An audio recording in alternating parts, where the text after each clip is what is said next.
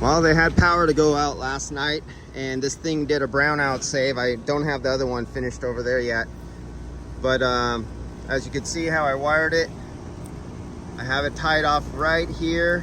There's a little tie, and then these two wires, L1, L2, go up, and then I have a little separator using some tie-offs to hold the separator. Then I have another separator, and then you can see where I have them coming down in, and all these do is sense the voltage. They don't do anything. There's no load carrying. Then the L3 is coming here.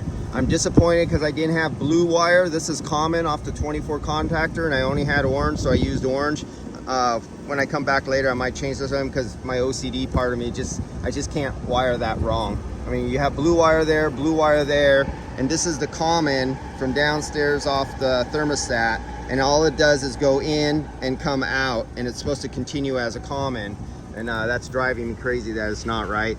And then I'm gonna get some of those square sticky pads, and I'm gonna zip tie this down here as a square this off really square, and zip tie it and put little dots of super glue onto those little square stick pads, because we know they come off, and that'll take care of this. And I'm tied into all three legs, so this one is now going. It's in operation right now. I have it working downstairs. Both of them are running now, and then after that I have the, where the hell is it, the three-phase inverter. Oh, right here.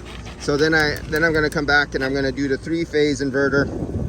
I have to get the right connectors for this to this. I need to get that rubber grommet. I don't know where my rubber grommets are. I'm going crazy. I think they're there on the job site.